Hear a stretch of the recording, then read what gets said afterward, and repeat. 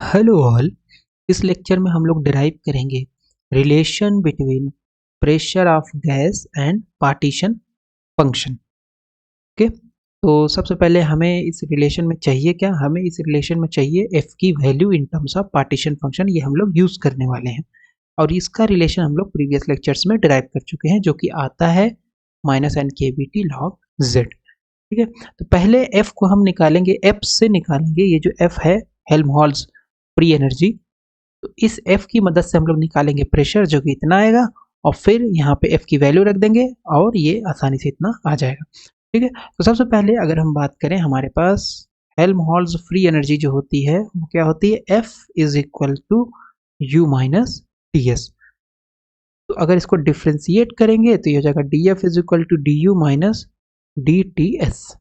यह आ जाएगा डी यू माइनस एक बार टी का डिफ्रेंसिएशन इंटू एस माइनस एक T into D S. Okay, इतना आ जाएगा। तो डी एफ बराबर हमारे पास इतना आ गया। Combined form first and second law of thermodynamics क्या होता है? ऑफ थर्मोडायनेमिक्स ये होता है आपका, सबसे पहले फर्स्ट लॉ क्या होता है? डी क्यू बराबर D U plus P D V, इतना होता है।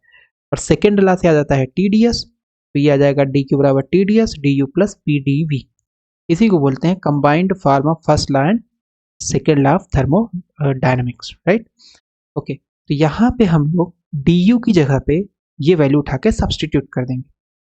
डी यू की जगह पे ये वैल्यू उठा करके क्या करेंगे? सब्सटीट्यूट करेंगे, तो डी यू आ जाएगा T D S minus P D V, इतना आ जाएगा। डी यू की वैल्यू कितनी आ जाएगी?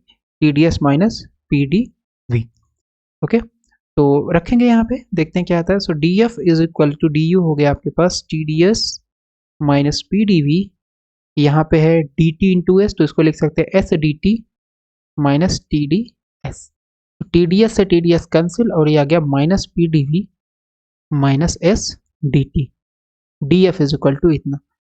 अगर हम बात करें at constant temperature, constant temperature की बात करें तो डी टी बराबर हो जाएगा 0, तो यह आ जाएगा D F is equal to minus P D V, या P बराबर माइनस पी बराबर D F upon D V आ जाएगा।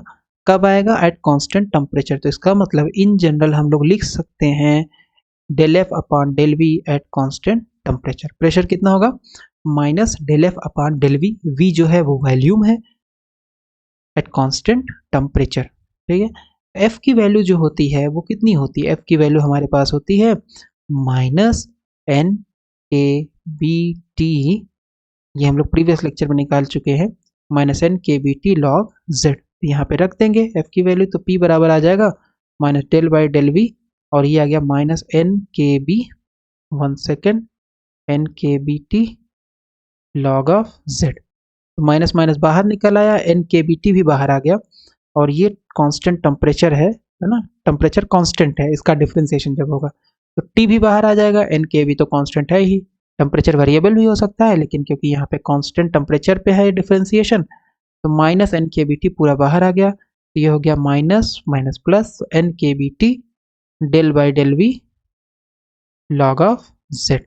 ये आ गया प्रेशर की वैल्यू। ठीक है, तो ये हम लोगों ने डिराइव कर लिया प्रेशर की value in terms of partition function. एक बार इसको रिपीट कर देते हैं। तो सबसे पहले एफ जो होता है वो होता है यू माइनस टी एस, तो डिफ्रेंसिएशन करेंगे तो ये हो जाएगा D F is equal to इसका डिफ्रेंसिएशन माइनस इसका डिफ्रेंसिएशन, है ना। लेकिन यहाँ पे दो फंक्शन का प्रोडक्ट है, तो फर्स्ट फंक्शन का differentiation into second minus first into second का डिफ्रेंसिएशन। तो डी एफ बराबर आ गया D U minus S D T minus S D T, और टी डी एस हमने डी यू की वैल्यू रखा था, आप टी डी एस की भी वैल्यू रख सकते हो, तो होता है D U plus P D V. तो डी यू कैंसिल हो जाएगा और ये आ जाएगा minus S D T minus P D V. इसका मतलब यहाँ से हम लिख सकते हैं P बराबर minus del F upon del V at constant temperature. F की वैल्यू होती है minus N K B T log Z, substitute कर देंगे तो प्रेशर हमारे पास आ जाएगा इतना, N K B T del by del V log Z. तो ये हम लोगों ने निकाल लिया प्रेशर की value in terms of partition function.